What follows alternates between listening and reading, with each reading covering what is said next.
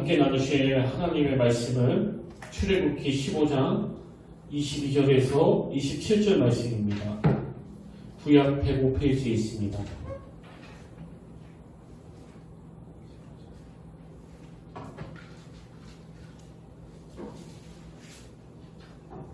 출애굽기 15장 22절에서 27절까지의 말씀입니다. 출애굽기 15장 22절에서 27절까지의 말씀 우리 다 같이 한 목소리로 봉독하시겠습니다. 시작.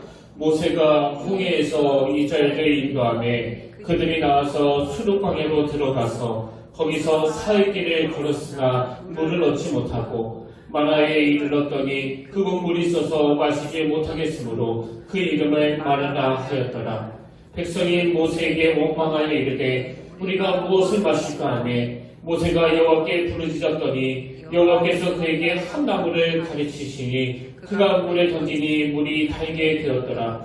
거기서 여호와께서 그들을 위하여 법도와 율례를 정하고 그들을 시험하실세 이르시되 너희가 너희 하나님 나 여호와의 말을 들어 순종하고 내가 보기에 의를 행하며 내 계명에 귀를 기울이며 내 모든 규례를 지키면 내가 애국 사람에게 내린 모든 지령 중 하나라도 너희에게 내리지 아니하리니 나는 너희를 치료하는 여호와이니라.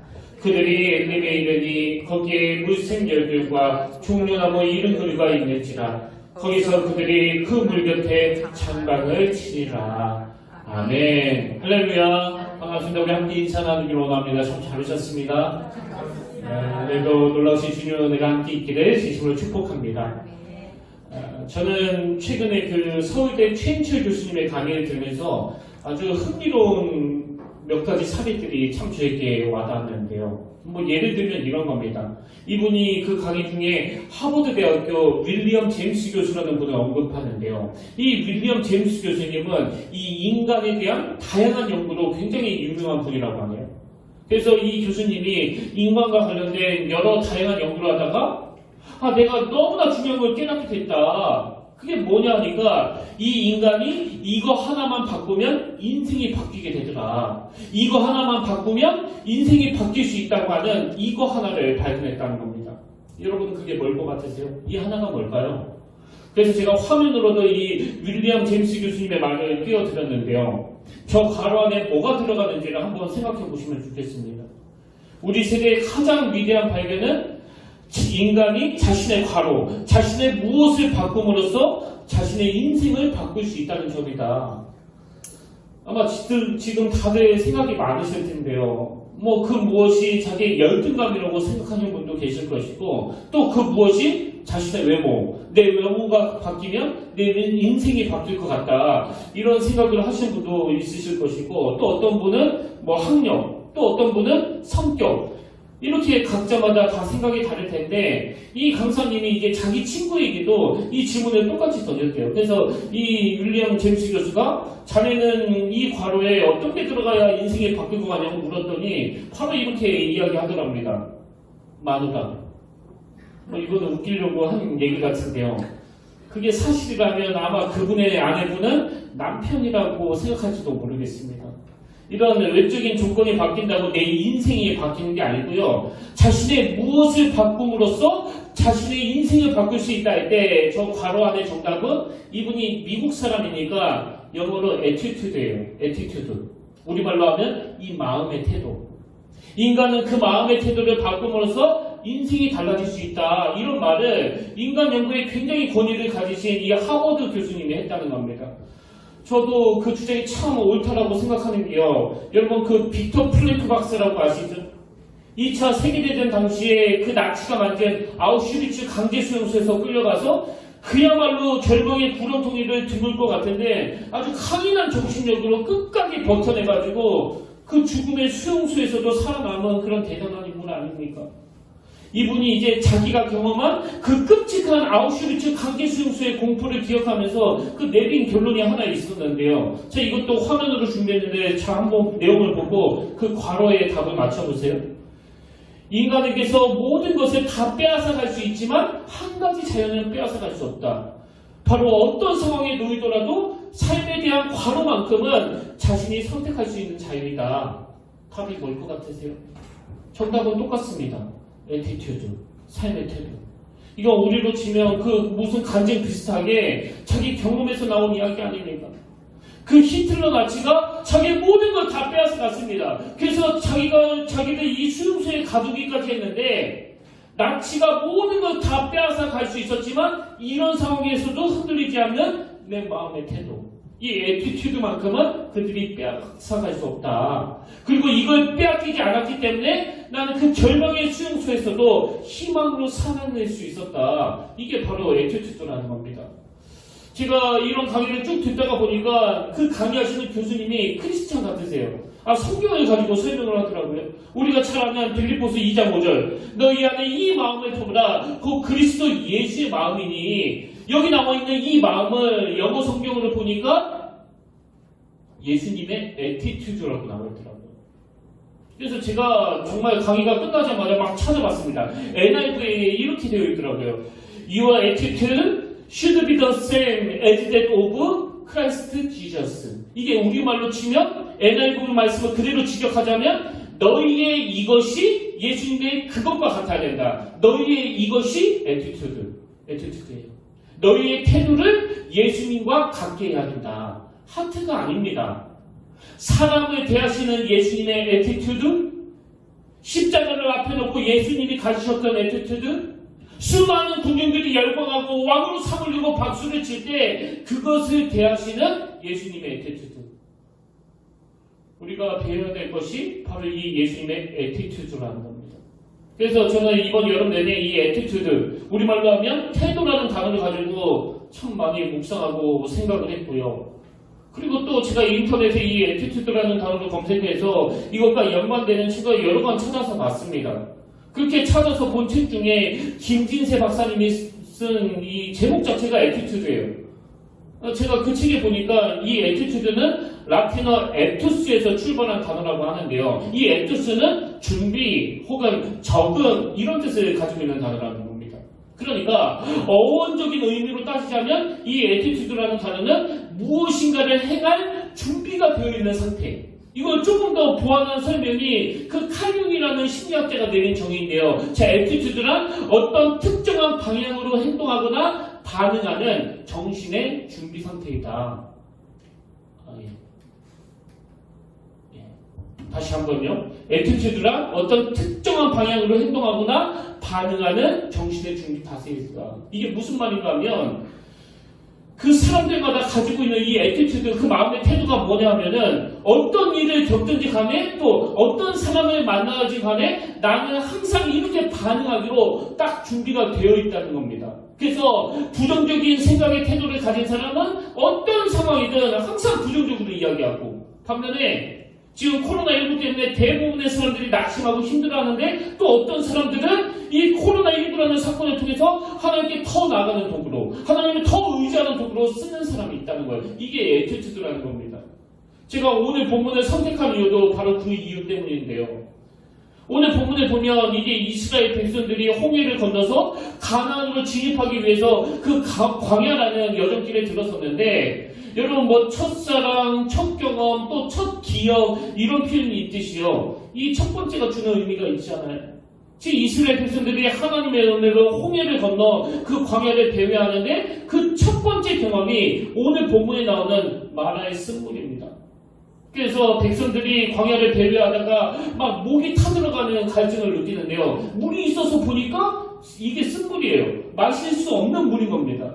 그래서 이스라엘 백성들이 막 너무나 괴로워하고 있을 때 하나님께서 이 쓴물을 단물로 바꿔주셨다. 그리고는 하나님이 나는 너희들을 치료하는 여호와이다. 이렇게 말씀하셨다는 아주 간단한 내용인데요. 여기에는 굉장히 중요한 메시지들이 많이 담겨져 있습니다. 그래서 어떤 분들은 이 마라의 쓴물 사건을 통해서 그 광야 생활 가운데 쓴물을 단물로 바꿔주시는 이 하나님을 통해서 하나님은 광야같이 이 결핍된 것 투성이 우리 인생길 가운데 그 결핍을 채워주시는 전능하신 하나님이시다. 이렇게 의미를 부여하기도 하고요. 그러나 또 어떤 분은 하나님께서 쓴물을 단물로 바꿔주시고 이스라엘 백성들에게 나는 너희를 치료하는 여호와이다. 이 메시지를 가지고 우리도 광야길 가운데 그 내면에 많은 상처와 상함이 생길 텐데 그럴 때 치료자 되시는 하나님을 의지해야 된다. 이렇게 해석하기도 합니다. 뭐 다 맞는 이야기예요. 근데 제가 이걸 좀 더 포괄적으로 좀 더 큰 그림으로 찾자면 여기서 어떤 메시지를 얻을 수 있을까 이런 생각을 하면서 보니까 24절이 눈에 띄는 겁니다. 먼저 본문 23절을 보세요. 마라에 이르렀더니 그 건물이 있어서 마시지 못하겠으므로 그 이름을 마라라 하였더라. 백성이 모세에게 원망하여 이르되. 그러니까 여러분 이스라엘 백성들이 광야길에서 제일 먼저 경험한 건 이 마라의 쓴물이고요. 그 마라의 쓴물에 대해서 그들이 보인 광야에서의 제일 첫 번째 반응은 불평입니다. 원망이에요. 이게 왜 의미가 있는가 하면은요. 그들이 그렇게 불평하고 원망했었을 때 하나님께서 쓴물을 단물로 바꿔주시고 나는 너희를 치료하는 여호와니라 그런 놀라운 말씀을 주셨고요. 그리고 바로 그 다음에 나오는 사건이 굉장히 유명한 엘림 동산. 뭐 지금도 그 엘림 동산이라는 표현이 뭐 우리 무슨 교회 이름으로 사용되기도 하고 무슨 휴게실 이름으로도 종종 사용되는 걸 볼 수가 있는데 무슨 뜻입니까? 엘림. 물샘 열돌과 종려나무 이른 구루가 있는 풍성한 엘림. 그래서 한마디로 이 엘림 동산을 하면은 그 풍성과 풍요를 의미하는데요. 지금 그 이스라엘 백성들이 이 엘림을 경험한 겁니다. 그리고는 바로 그 다음 16장에서 그 내용을 다루고 있는데 자 1절과 2절을 보십시오. 이스라엘 자손의 온 회중이 엘림을 떠나 엘림과 시내산 사이에 있는 신광야에 이르니 애굽에서 나온 후 둘째 달 15일이다. 이스라엘 자손 온 회중이 그 광야에서 모세와 아론을 원망하여. 아니 치료하시는 하나님, 그 쓴물을 단물로 바꿔주시는 능력의 하나님, 그리고 엘림으로 인도하시는 그 놀라우신 하나님을 그들이 지금 경험했는데 나오는 패턴은 똑같아요. 이스라엘 자손 온 회중이 그 광야에서 모세와 아론을 원망하여.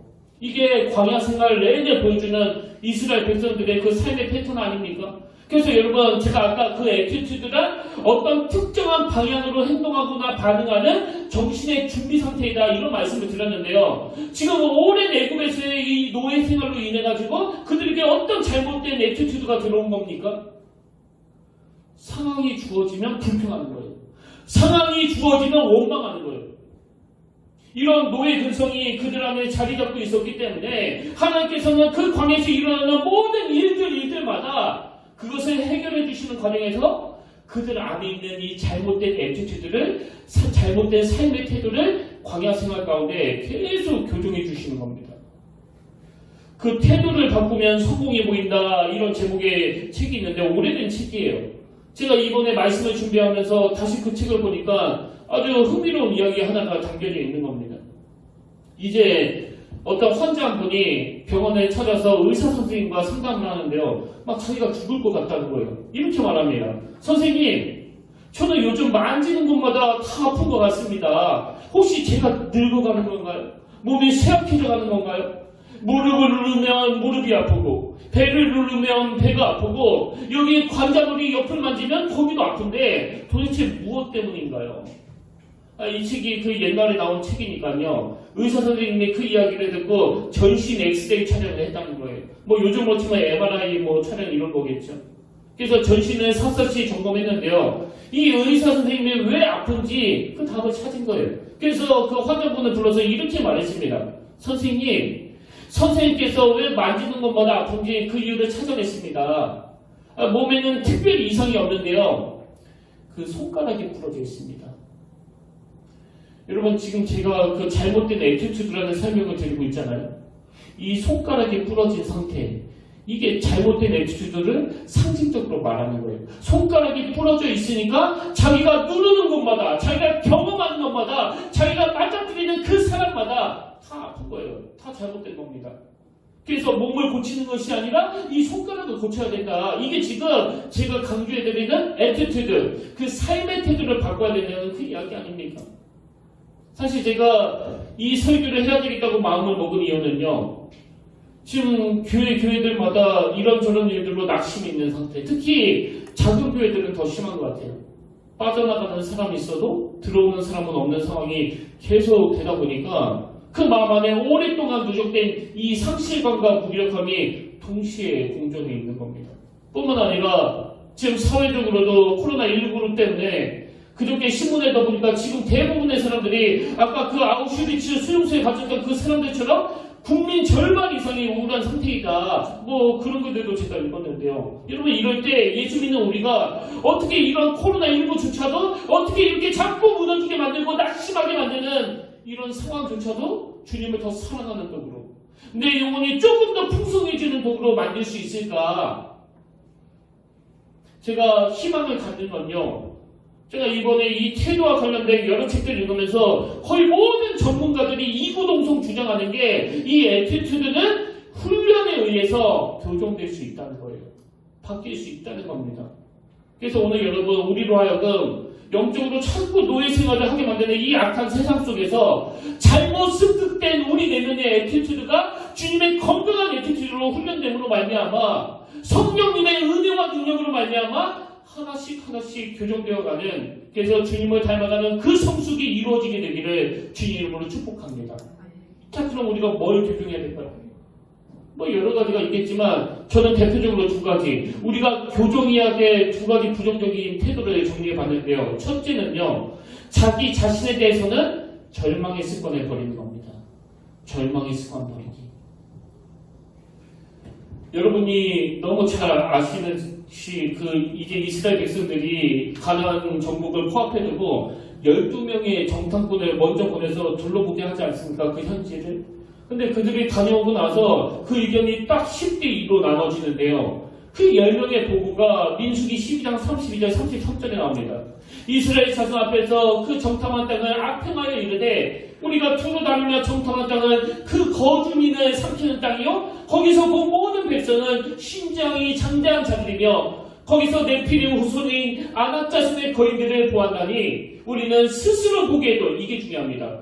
우리는 스스로 보기에도 메뚜기 같으니 그들이 보기에도 그와 같았을 것입니다. 여러분 이 원리를 아셔야 됩니다. 내가 나를 메뚜기처럼 보면 그들도 나를 그렇게 본다는 거예요. 내가 나를 초라하게 인식하면 그들도 나를 초라한 인간으로 낙인시킨다는 사실이에요. 지금 광야 생활을 그렇게 오래 배회했으면서도 그들 내면에 제가 아까 이 애티튜드에 대한 그 정의를 말씀드렸잖아요. 애티튜드는 어떤 특정한 방향으로 행동하거나 반응하는 정신의 준비 태세이다. 이미 그들은 나는 메뚜기다. 나는 보잘것없다. 우리는 비참한 인생이다. 그런 절망의 습관이 자리 잡고 있다가 보니까 뭘 보고 오는지 간에 우리는 그들 앞에 메뚜기 같은 존재로 보여지는 거 아닙니까? 근데 여러분 똑같은 걸 보고 온 이 여호수아와 갈렙은 어땠습니까? 그들도 똑같은 것을 보고 왔는데 그 장대한 사람을 보고 그들은 우리의 밥이다. 우리는 그들을 이길 수 있다. 이 건강한 애티튜드와 건강하지 않은 애티튜드의 차이를 아시겠습니까? 그런 의미에서 여러분 오늘 여러분은 이 대한민국이 어떻게 보이세요? 보통 다 시뻘겋게 보이세요? 시퍼렇게 보이십니까? 아니면 노랗게 보이세요? 그럼 그 색깔이 들어있는 안경을 써서 그런 거거든요.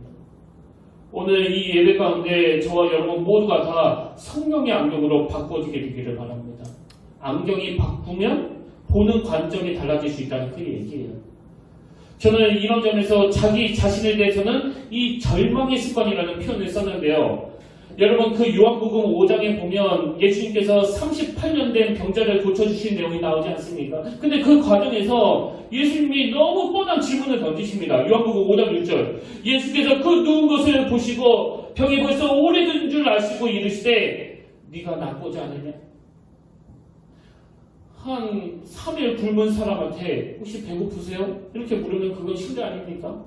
38년 동안 너무너무 사모했지만 병을 고칠 수 없어 낙심해 있는 이 병자한테 네가 낫고자 하느냐?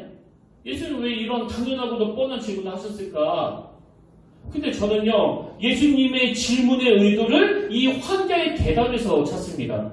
네가 낫고자 하느냐 물었더니 7절에 병자가 대답하되 주여 물이 움직일 때 나를 못에 넣어주는 사람이 없어 내가 가는 동안에 다른 사람이 먼저 내려가나이다. 지금 예수님이 물으신 건 네가 낫고자 하느냐는 거예요. 그러면 거두절미하고 네! 낫고 싶습니다. 그게 내 소원입니다. 이래야 되는 거 아닙니까? 근데 이 38년 된 병자 내면에 깊이 뿌리 내리고 있는 게 뭐예요? 자기 자신에 대한 절망의 습관이에요.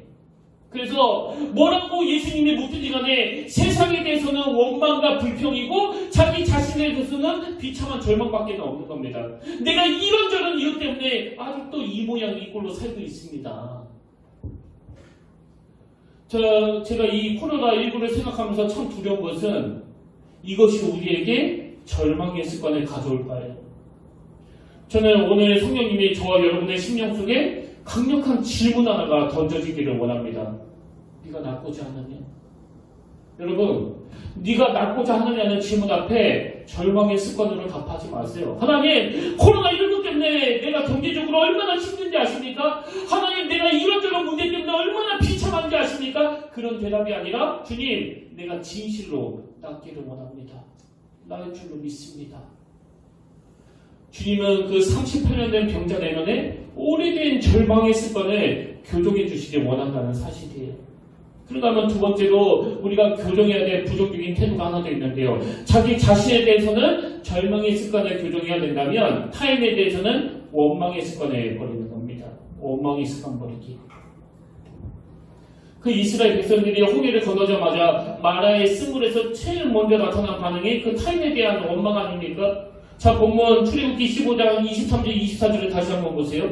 마라에 이르렀더니 그 건물이 있어서 마시지 못하겠으므로 그 이름을 마라라 하였더라. 백성이 모세에게 원망하여 이르되, 이것이 아까 출애굽기 16장 2절에서 이스라엘 자손 온 회중이 그 광야에서 모세와 아론을 원망하는 걸로 발전이 됐다고 제가 말씀을 드렸는데요.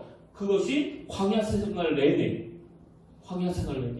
그래서 민수기 14장에서 아까 10명의 그 정탐꾼들이 우리는 그들을 못 이깁니다. 우리는 그들 앞에 메뚜기 같습니다. 그랬더니 민수기 14장 2절 이스라엘 자손이 타 모세와 아론을 원망하여. 여러분, 우리가 이를 악물고 교정해야 될 때 나 자신에 대해서는 뿌리 깊은 이 절망의 습관, 그리고 타인에 대해서는 이 원망의 습관을 어떻게 해서든지 주님 앞에 주님 이름으로 이것을 교정해 나가야만 우리 안에 있는 그 어둠이 물러가고 하나님이 주시는 밝음으로, 희망으로 회복이 될 수 있다는 겁니다. 이런 차원에서 저는요, 이 잘못된 애티튜드를, 이 잘못된 태도를 바꿔나가는 훈련을 해야 된다고 생각을 하는데요. 우리가 이 광야 같은 인생길 가운데 이 잘못된 애티튜드가 건강한 애티튜드가 되기 위해서 어떤 것들을 훈련해야 되는지 제가 두 가지로 정리를 해드릴게요. 첫째로요, 어떤 훈련을 해야 되느냐? 생각의 여백을 갖는 훈련입니다. 생각의 여백 갖는 훈련. 이게 무슨 뜻인지 설명을 해드릴게요. 아까 그 빅터 플랭크 박사 이야기를 해드렸잖아요. 최인철 교수님이 이 빅터 플랭크 박사님과 관련한 너무나 중요한 컨셉 하나를 그 강의 중에 말씀하셨는데요. 이 빅터 플랭크 박사가 주창한 개념 중에 하나가 자극과 반응 사이의 공간이에요. 다시요. 자극과 반응 사이의 공간. 이런 개념을 설명하는데요. 이게 뭘 말하는가 하면은 이 빅터 플랭크 박사가 아우슈비츠 강제 수용소에서 그 관찰하면서 보니까 너무나 희한한 거예요. 지금 똑같이 그 절망적인 수용소에 갇혀있는데 뭐 대부분의 사람들이 그러겠죠? 대부분의 사람들이 그 절망의 수용소에 대해서 뭐 희망이라고는 찾아볼 수 없으니까 인간성을 다 잃어버리고 막 우울해하고 또 자살하고 그게 시들시들 죽는 날만 기다리면서 살아가고 있는데, 근데 그런 절망적인 상황 속에서도 어떤 사람들은 인간의 존엄을 절대 놓치지 않는, 어떤 경우에도 삶을 포기하지 않는 사람들이 있더라는 겁니다. 사실은 뭐 자기 자신도 그 중에 한 사람 아닙니까? 저는 아직도 기억이 나는 게 이 빅터 플랭크 박사가 인간의 존엄성을 잃지 않기 위해 가지고 어디서 그 깨진 유리 조각을 주워서 매일 아침마다 일어나 피가 나도록 그 면도하는 장면. 내가 이 인간의 존엄을 잃지 않기 위해서, 이 희망을 붙들기 위해서 아침마다 면도를 해야 됩니다. 그래서 이 최인철 교수님의 질문이 뭐냐? 이 차이는 도대체 어디서 나오느냐는 거예요. 아니, 똑같이 절망의 수용소에 갇혀있는데 왜 누구는 절망으로 죽어가고 인간의 존엄을 다 잃어버리는데 왜 누구는 이렇게 존엄을 잃지 않고 희망을 잃지 않는가? 거기서 발견한 게 바로 자극과 반응 사이의 공간이라는 겁니다. 여러분, 이 자극과 반응 사이의 공간이라는 개념이 뭐냐면요, 사람들은 자기 삶에 어떤 자극이 딱 오면 바로 자극하는 게 아니라 그 자극에 대해서 먼저 생각한 후에 반응을 한다는 거예요. 그래서 이제 이 자극과 반응 사이의 공간, 그 생각의 공간이 얼마나 깊고 얼마나 넓으냐에 따라서 이후의 행동이 결정이 되더라는 겁니다. 그런 의미에서 여러분, 신앙생활이 왜 중요한지 아세요? 우리는 묵상하잖아요. 우리는 큐티하잖아요. 기도하잖아요. 이게 전부 다가 자극과 반응 사이의 공간입니다. 우리는 어떤 일을 맞닥뜨리든지 간에 하나님 앞에 묵상을 통해 기도를 통해 이 공간을 확보하셔야 돼요. 오늘 형제들이 너무나 조급하고 지난주에도 말씀드렸지만 그냥 욱해가지고 묻지마 살인, 묻지마 폭행, 왜 이런 일이 일어나는 겁니까? 자극과 반응 사이의 공간이 없어서 그런 거거든요. 저는 저와 여러분들이 이 애티튜드, 이 삶의 태도가 우리 인생을 결정할 만큼 중요하다고 할 때 하나님이 이미 주신 재료 묵상하시길 바랍니다.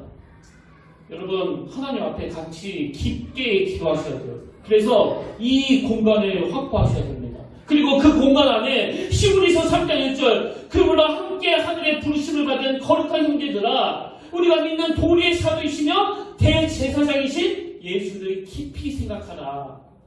또 히브리서 12장 2절, 믿음의 주여 또 온전하게 하시니 예수를 바라보자. 여러분, 이렇게 가슴 아픈 코로나19를 위시해서 오늘 나를 너무나 힘들게 하는 어떤 사람에 대하여 자극과 반응 사이의 이 공간, 하나님을 깊이 묵상하고, 그래서 아까 너희 속에 이 마음을 품으라, 그 예수 그리스도의 마음이냐 할 때 이 예수 그리스도의 마음이 애티튜드라고 그랬듯이 주님이라면 어떻게 생각하셨을까? 주님이라면 어떻게 반응하셨을까? 이 일을 너무나 잘한 인물이 바로 그 사도 바울 아닙니까? 감옥에서 썼다고 알려져 있는 빌립보서 4장 4절에서 주 안에서 항상 기뻐하라. 내가 다시 말하노니 기뻐하라. 아니, 감옥에서 이런 기쁨을 노래할 수 있는 거, 이건 뭐 굉장히 긍정적인 애티튜드 아닙니까? 근데 사도 바울의 이런 긍정적인 에너지가 어떻게 만들어졌느냐? 바로 그 다음 6절 7절에 답이 나와 있습니다. 보세요. 아무것도 염려하지 말고 다만 모든 일에 기도와 간구로. 다시요. 아무것도 염려하지 말고 다만 모든 일에 기도와 간구로. 그리고 너희 구할 것을 무엇으로? 감사함으로 하나님께 아뢰라. 그리하면 모든 지각에 뛰어난 하나님의 평강이, 그리하면 모든 지각에 뛰어난 하나님의 평강이 그리스도 예수 안에서 너희 마음과 생각을 지키시리라. 한번 대답해 보세요. 지금 사도 바울은 자극과 반응 사이의 공간이 있습니까? 없습니까? 사도 바울은 자극과 반응 사이에 확보된 그 공간 안에 예수 그리스도를 묵상하는 거예요. 여기서 우리가 깨달아야 되는 게 뭐냐? 여러분, 기도는요, 우리의 부정적인 생각을 교정하는, 우리의 부정적인 태도를 교정하는 하나님의 도구라는 사실이에요. 그러나 두 번째로 우리가 해야 될 이 태도 바꾸기 훈련이 하나 더 있는데요. 그건 미래지향적인 목표 갖기 훈련입니다. 미래지향적인 목표. 그 이스라엘 백성들이 가진 치명적인 잘못된 이 애티튜드는 끊임없이 과거 지향적이에요. 출애굽기를 한번 읽어보세요. 뭐 틈만 나면 과거로 돌아가지 않습니까? 틈만 나면 애국으로 돌아가지 않습니까? 자, 민수기 14장 2절부터 4절도 한번 보십시오. 이스라엘 자손들이 다 모세와 아론을 원망하여 온 회중이 그들에게 이르되, 그 다음 보세요. 우리가 애굽 땅에서 죽었거나 이 광야에서 죽었으면 좋았을 것을, 지금 과거 이야기를 하고 있습니다. 그 다음 3절. 어찌하여 여호와께서 우리를 그 땅으로 인도하여 칼에 쓰러지게 하려 하는가? 우리 처자가 사물 앞이리니 애굽으로 돌아가는 것이 낫지 아니하랴. 그래서 결론 4절. 이에 서로 말하되 우리가 한 지휘관을 세우고 애굽으로 돌아가자. 제가 우리 교회를 생각하면서 또 한국교회 성도님들을 생각하면서 참 두려운 게 이거예요. 오늘 어떤 분에게 있어서 코로나19 때문에 교회당에 가서 예배드리지 못하는 게 조금 더 길어짐으로 말미암아 우리가 애굽으로 돌아가자. 우리가 하나님을 알기 이전으로 돌아가자. 여러분, 오늘 우리가 하나님 앞에 이런 건강한 애티튜드, 이게 내 인생을 결정한다 한다면 하나님 이런 상황들이 재료가 돼서 내가 미래 지향적인 인물이 되기를 원합니다. 그래서 여러분, 지금과 같은 때는요, 빌립보서 3장 13절 14절에 묵상하셔야 됩니다. 형제들아, 나는 아직 내가 잡은 줄로 여기지 아니하고 오직 한 일, 즉 뒤에 있는 것들은 잃어버리고 앞에 있는 것들을 잡으려고 표대를 향하여 그리스도 예수 안에서 하나님이 위에서 부르신 부름의 상을 위하여 달려가노라. 새 번역으로 14절 끝부분을 보니까 목표점을 바라보고 달려가고 있습니다. 요즘에 저는 저녁에 말씀 묵상을 막 머리다 집어넣고 막 빠른 걸음을 걸으면서 제 마음속으로 막 춤을 추면서 상상하는 게 하나 있습니다. 저번 달에 교회적으로 우리가 참 큰 일을 겪었잖아요. 사랑하는 분을 떠나보내야 하는. 사실 저도 인간인지라 한 몇 주간은 너무 힘든 시간을 보냈는데요. 뭐 준비가 안 된 상태였기 때문에 더 그런 것 같아요. 뭐 여러 가지 생각이 들더라고요. 내가 지금 목회를 잘하고 있는 건가? 그런 생각이 들기도 하고, 또 이 평택교회가 나를 위해서 정말 성경이 가고 있는 건가? 열매는 맺어가고 있는 건가? 그런 생각도 들고, 참 감사하게도 선생님들이 저의 이런 마음을 아시고 뭐 밥도 사주시고 또 집으로 초대도 해주시고 격려도 해주시고 그랬는데요. 여러분, 지금은요, 저 정말 괜찮습니다. 왜 괜찮은지 아세요? 제가 상황을 바라보는 게 아니라 하나님이 얘기하신, 하나님이 준비하신 그 부름의 상에 초점을 두기 시작했거든요. 그래서 제가 저녁마다 빠른 걸음을 걸으면서 영적인 춤을 추면서 막 상상하는 게 이겁니다. 3년 전 그 힘든 시기에서도 함께 하셨던 그 하나님이 앞으로 얼마나 많은 은혜와 능력으로 우리와 함께 할 것인가. 여러분, 그 꿈을 저와 함께 꾸지 않으시겠습니까? 그 표대를 향하여, 그 표대를 바라보면서. 어제 교회에서 설교 준비를 하다가 이 찬양을 부르는데요, 너무 감동이 되는 겁니다. 주님 다시 오실 때까지 나는 이 길을 가리라. 현실은 너무 좁은 문이에요. 현실은 좁은 문입니다. 좁은 길이고, 현실은 또 십자가 치는 길이에요. 근데 우리가 꾸는 꿈, 나의 가는 이 길 끝에서 나는 주님을 보리라. 주님 다시 오실 때까지 나는 일어나 달려가리라. 어제 저녁에 교회에서 이 찬양을 부르는데요, 제가 너무 가슴이 뜨거워지는 겁니다. 결론을 이렇게 맺기를 원해요. 그 태도를 바꾸면 성공해 보인다, 이 책이 나오는 시 한 편을 읽어드리고 오늘 말씀을 정말 가슴 벅차게 마무리하기를 원합니다. 저 화면으로 보십시오. 이 배는 동쪽으로, 저 배는 서쪽으로 갔어요. 똑같은 바람이 불어오느나, 그러나 배가 어디로 가는지는 바람이 아니라, 그러나 배가 어디로 가는지는 바람이 아니라 도체 방향이 달렸나니, 인생의 항로에 폭풍이 몰려와도 우리의 갈 곳을 결정하는 이는 우리 마음의 방향이네. 폭풍이나 삶의 싸움이 아니어라. 오늘 여러분 너무너무 기대감을 가지고 그 가정을 출발했다가 그 상대방에게 상상할 수 없는 아픔을 경험하신 분, 또 지금 인생의 큰 폭풍이 물러와 어려움에 빠져 계신 분, 건강을 다치신 분, 배가 어디로 가는지는 바람이 아니라 도체 방향에 달렸나니. 오늘 성령님이 주시는 예수 그리스도를 닮은 태도를 회복하심으로 말미암아 모든 전문가들이 얘기하잖아요. 환경이 아니라 그 환경에 대한 그 사람의 애티튜드, 그 사람의 태도가 그 사람의 행복을 결정한다고. 예수 믿는 저와 여러분은 태풍이 없는 인생이라서 행복한 게 아니라 배가 어디로 가는지는 바람이 아니라 도체 방향에 달렸나니. 제 인생에 큰 광풍을 만나 힘들어하는 분이 계시다면 그 도체 방향을 결정해 주시는 하나님의 은혜로, 더 큰 활력을 공급해 주시는 하나님의 능력으로 여러분의 삶이, 여러분의 가정이 다시 이것을 힘을 얻게 되기를 주님의 이름으로 축원합니다. 오늘 말씀을 기억하시면서 유난히 더 사모하는 마음으로 우리 이 찬양을 주님께 올려드리면 좋겠습니다. 주님 다시 오실 때까지 나는 이 길을 가리라. 하나님, 현실은 좁은 문, 좁은 길, 십자가 없이 갈 수 없는 고난의 길이고 막막한 길이지만, 그러나 우리는 그 이스라엘 백성들처럼 과거 지향적인 과거를 그리워하는 사람들이 아닙니다. 우리는 나의 가는 이 길 끝에서 주님을 볼 기대. 그래서 주님 다시 오실 때까지 미래를 향하여, 하나님 나라를 향하여 나는 일어나 달려가리라. 주의 영광 온 땅 덮을 때 나는 일어나 노래하리라. 저처럼요, 지금 이 상황을 놀랍게 일하실 주님을 기대하며 바라보는 쪽으로 사용한다면 여러분에게 있는 오늘의 이 아픔이 코로나19로 인한 그 낙심이 회복의 도구가 될 줄로 믿습니다. 우리 이 소망을 가지고 함께 찬양하시겠습니다.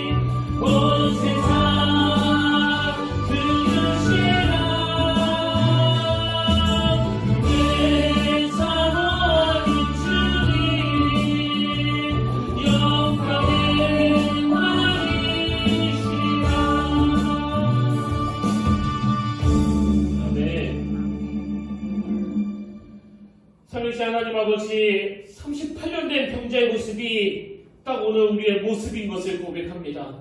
우리 안에는 오래된 낙심 속에, 오래 누적된 그 지침 속에 절망의 습관이 자리 잡고 있습니다. 그래서 주님, 오늘 예배 가운데 이 한 말씀이 필요합니다. 네가 정말 나고자 하느냐? 주님, 그 말씀 앞에 절망의 습관처럼 이것도 문제고 저것도 문제고 아무도 나를 도와주지 않는다고 그렇게 원망과 불평으로 답하는 것이 아니라 허두절미하고 주님, 내가 진심으로 낫기를 원합니다. 주님, 내가 나을 수 있음을 고백합니다.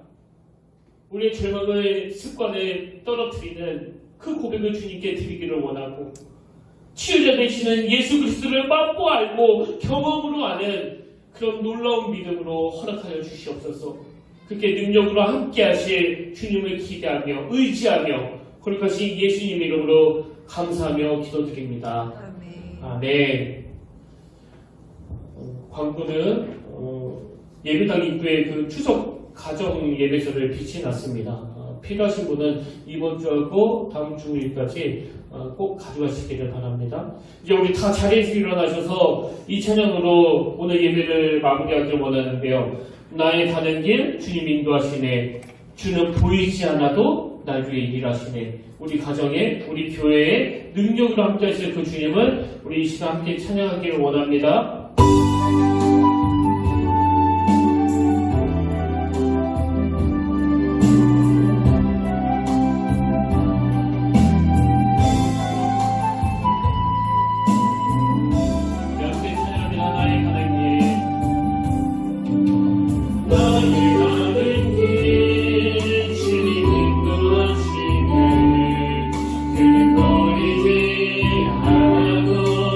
날 위해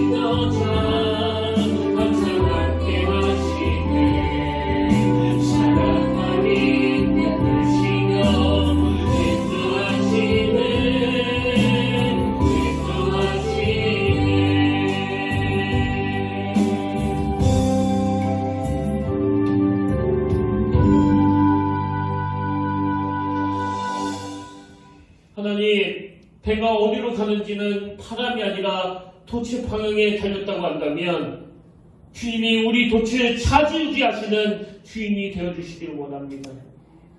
주님이 우리 돛의 주인이심을 믿고 그분께 내 인생을 맡겨드릴 때 내 인생의 맞닥뜨린 이 인생의 항로에 폭풍이 몰려오는 이 어려운 것들이 오히려 주님의 일하심을 목도하게 되는 사건이 될 줄로 믿습니다.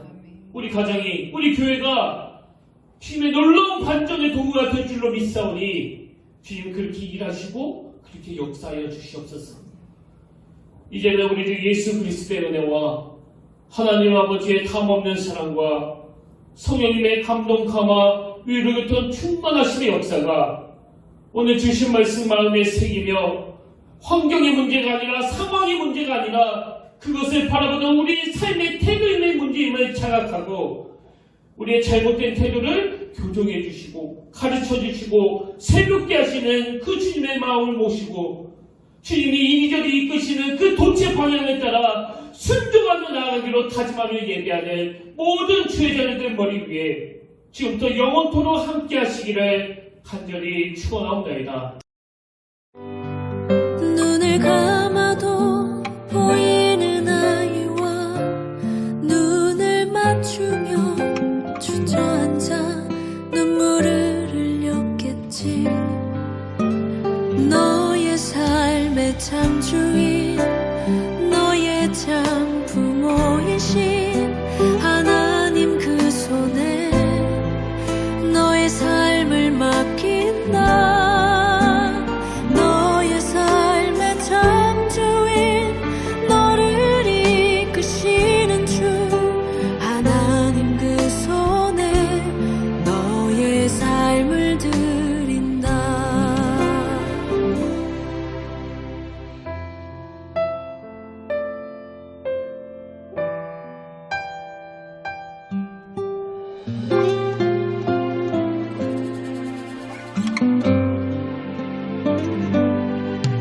어떤 마음이었을까 그녀의 두 눈에 눈물이 흐르고 흘러 정처 없이 강물에 한들 한들 흘러내